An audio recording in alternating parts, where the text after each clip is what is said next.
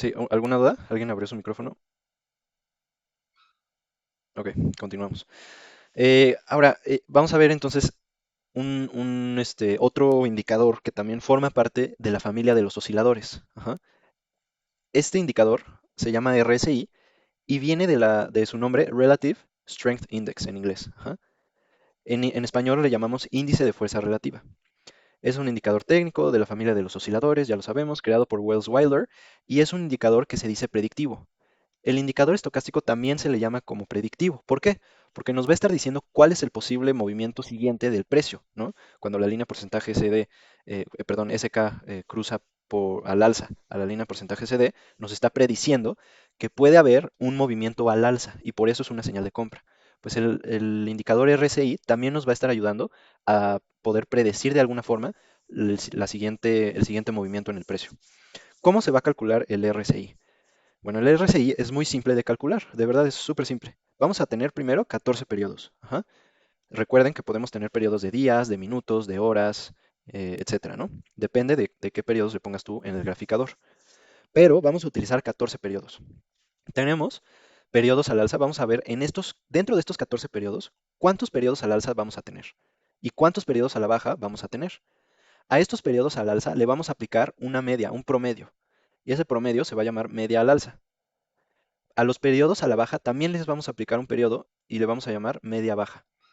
Entonces, el RS o Relative Strength es el cociente de la media alza entre la media baja. Ajá. Y para calcular el RSI, ajá, como lo vemos nosotros en los graficadores, en los gráficos, tenemos que normalizarlo entre 0 y 100, porque recordemos que es un oscilador que va a estar oscilando entre 0 y 100. Y para normalizarlo tenemos que hacer este sencillo cálculo, 100 menos 100 entre 1 más el cálculo del RS, ¿no? Así de simple va a estar calculado el RSI. ¿Cómo se ve este RSI? Es muy similar al estocástico, solamente que aquí solo vamos a tener una sola línea. Vamos a tenerlo graficado por debajo del precio. En este caso, la zona de sobrecompra no va a ser por encima de los 80, sino por encima de los 70. Y cuando estamos en una zona debajo de 30, estamos en una zona de sobreventa. Ajá, aquí vemos el ejemplo. Zona de 70 y zona de 30. Cuando tenemos un RSI por debajo de 30, tenemos una señal de sobreventa, ¿no? Por ejemplo, en esta ocasión. En estas partes, a nosotros nos va a estar interesando comprar, porque significa que el precio ya está muy por debajo, ¿no? Ya lo vendieron mucho, ya está muy vendido. Por lo tanto, debería de subir, ¿no?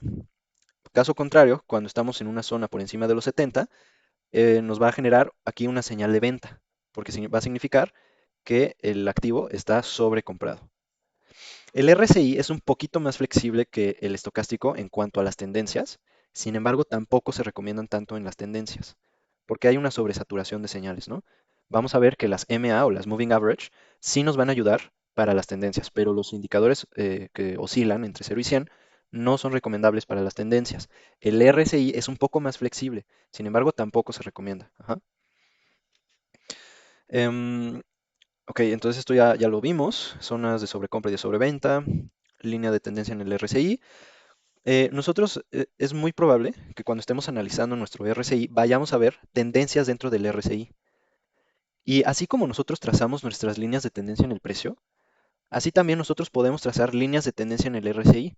Y cuando se rompan esas líneas de tendencia, ya sea a la baja, nos puede generar una señal de debilidad, o al alza, nos puede generar una señal de fortaleza en el precio.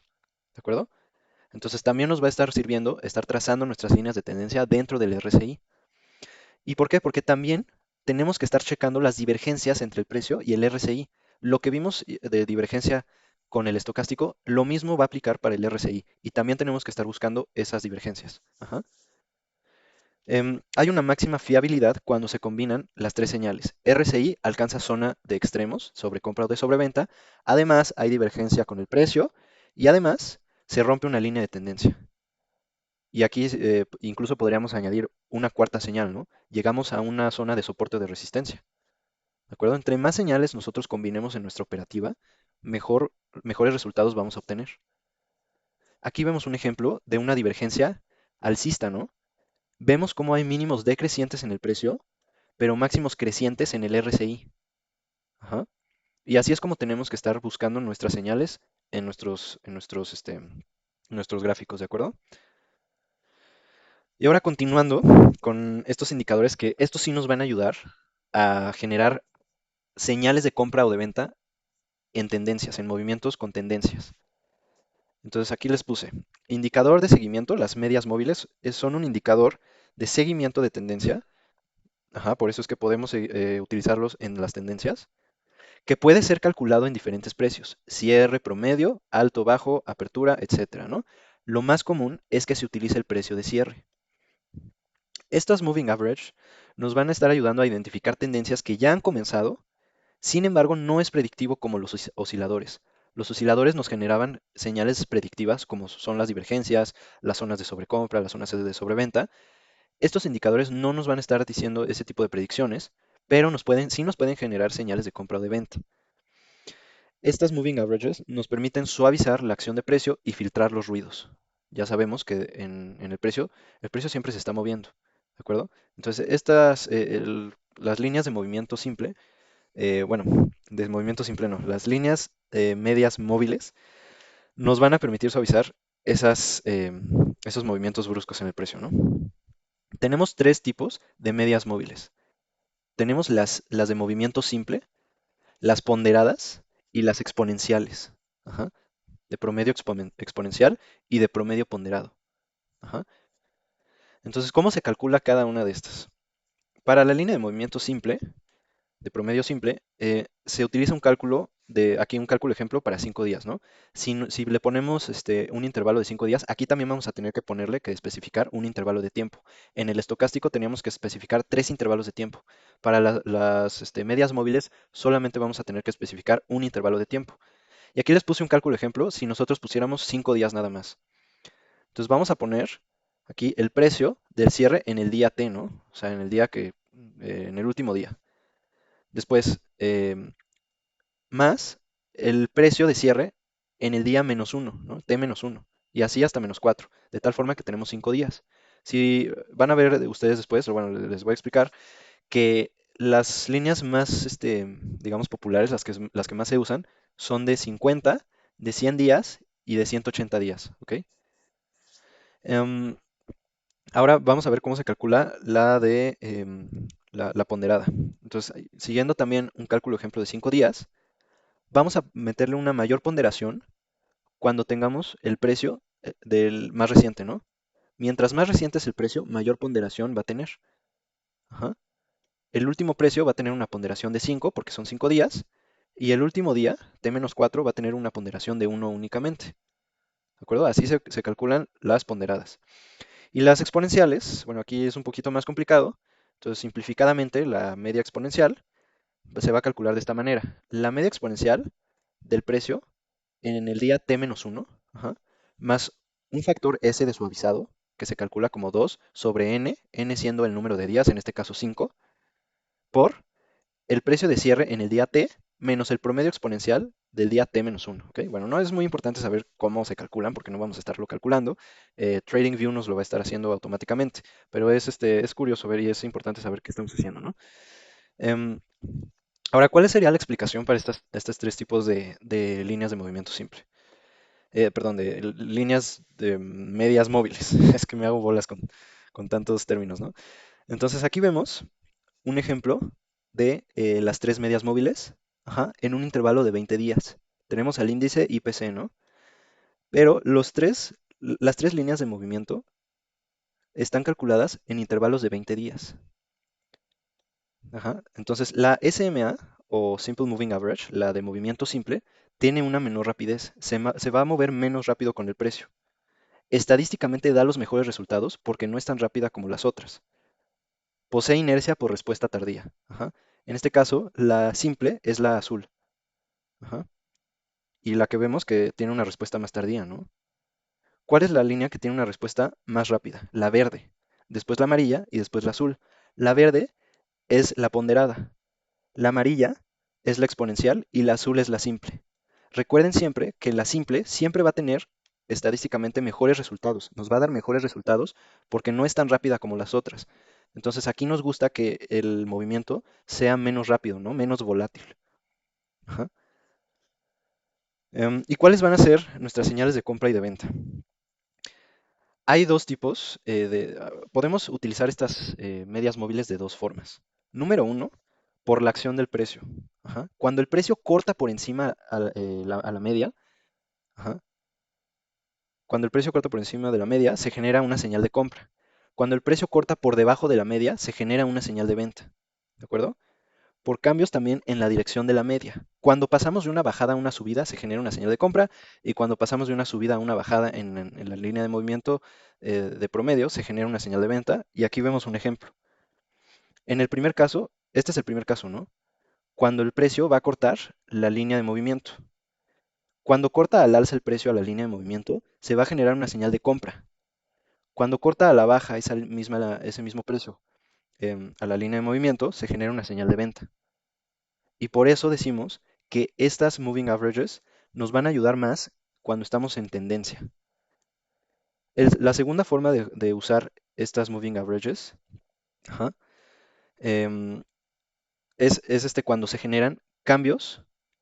Si recordamos nuestras clases de cálculo, vamos a ver que en los máximos la derivada es cero, ¿no? Entonces, en estos máximos es cuando se van a generar las señales de compra o bien de venta, de compra en los mínimos y de venta en los máximos, ¿no? Cuando la derivada es cero, ¿ok? Em, Estas líneas de movimiento van a ser útiles en tendencias definidas. No son confiables en tendencias laterales, ¿no? Vemos aquí por debajo un ejemplo. Primero tenemos una tendencia lateral. El precio no se está moviendo con una tendencia definida.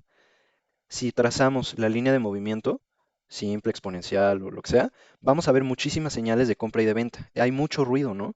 Por ejemplo, aquí hay una señal de compra, perdón, de venta, aquí de venta, de compra, de venta, ¿no? Muchas señales. Eso es algo que nosotros no vamos que tenemos que evitar. Ajá, por eso es que son más útiles en tendencias definidas. Tiene un porcentaje de fiabilidad bajo, pero beneficios altos. ¿A qué me refiero con esto? Imagínense que hubieran seguido esta estrategia en esta parte de movimiento lateral. Bueno, hubieran tenido mucho ruido y hubieran tenido muchas señales erróneas. Quizás hubieran perdido dinero aquí, ¿no? Pero ese dinero perdido en esta tendencia lateral se hubiera recuperado con creces si hubieran seguido esta señal de compra en este punto. Por eso se dice que tiene un porcentaje de fiabilidad bajo, pero los beneficios son muy altos, ¿no? Miren cuánto dinero se ganó en esta tendencia. Ajá. Em, y una desventaja de este indicador es que siempre estamos o comprados o vendidos, ¿no? O sea, ya sea que compremos aquí o vendamos aquí. Ajá. Y nos ayuda a identificar tendencias en curso y opera en favor de las mismas. ¿De acuerdo? Em, entonces aquí vemos otro ejemplo, ¿no? Y aquí, ¿por qué puse esta imagen? En este caso utilicé el movimiento simple, pero la línea azul está calculada en un intervalo de 150 días. Y para exagerarle, aquí le puse la línea verde en un intervalo de solamente 8 días. Entonces vemos cómo a mayor intervalo, la línea de movimiento simple va a ser menos sensible, ¿no?